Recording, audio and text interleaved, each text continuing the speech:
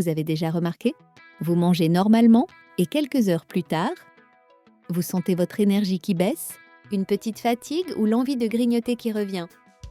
Vous vous dites « mais j'ai pourtant bien mangé ». En réalité, ce n'est pas toujours ce que vous mangez qui compte le plus. C'est la façon dont vos repas s'enchaînent et se complètent.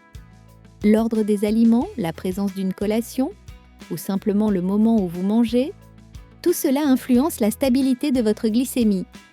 Et quand vous trouvez le bon rythme, chaque repas devient un vrai soutien pour votre corps.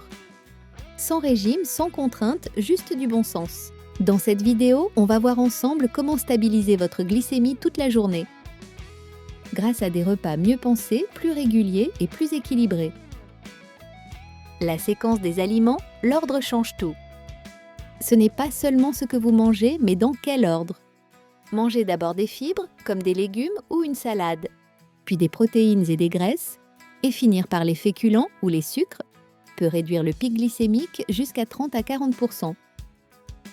Pourquoi? Parce que les fibres créent une barrière naturelle dans le système digestif. Elles ralentissent l'absorption du glucose, ce qui permet à l'insuline de travailler sans surchauffe. Petite question, vous commencez vos repas par quoi vous?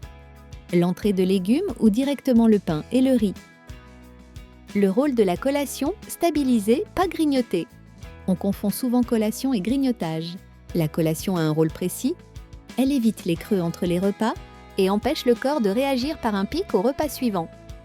Une bonne collation, c'est une protéine légère, yaourt nature, poignée d'amandes, fromage blanc, un glucide lent ou un fruit entier, parfois une boisson chaude non sucrée.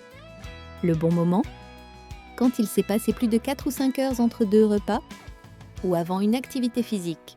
C'est un outil d'équilibre, pas une tentation. Manger à heure fixe, pourquoi ça fonctionne vraiment? Le corps adore la régularité. Quand les repas arrivent à l'heure stable, la production d'insuline devient plus prévisible et les variations de glycémie diminuent. Manger chaque jour à peu près aux mêmes heures, c'est comme donner un rythme à votre pancréas. Et ce rythme, c'est ce qui permet à votre corps de ne pas réagir en excès quand vous mangez. Bien sûr, il ne faut pas devenir rigide. 30 minutes de décalage, ce n'est pas grave. L'important, c'est la cohérence globale. L'assiette du midi, le moment clé. Le déjeuner est souvent le repas pivot de la journée. Pour garder la glycémie stable, commencez par des légumes. Ajoutez une portion de protéines, poisson, œufs, poulet, tofu, lentilles, et complétez par un féculent à index glycémique bas, quinoa, pâtes complètes, légumineuses. Si vous prenez un dessert, préférez-le après ce type de repas complet plutôt qu'à part. Le corps le gérera beaucoup mieux. Ce n'est pas un repas parfait, c'est un repas équilibrant. Chaque repas compte, mais c'est l'ensemble de la journée qui fait la différence. Le soir, préparez la nuit glycémique. Le dîner est souvent plus léger, mais il reste important pour passer une nuit stable. Privilégiez les légumes cuits, une protéine douce, œufs, poissons, légumineuses, et limitez les féculents trop rapides le soir. Le sucre du dîner influence la glycémie nocturne, et donc la glycémie du matin. Gardez une logique simple. Moins de sucre, plus de constance.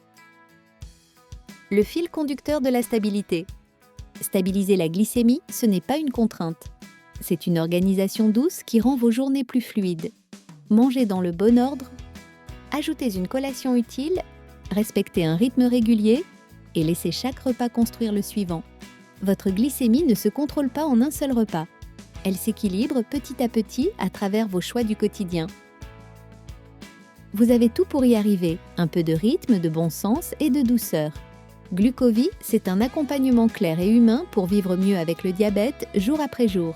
Suivez-nous pour continuer ensemble ce chemin.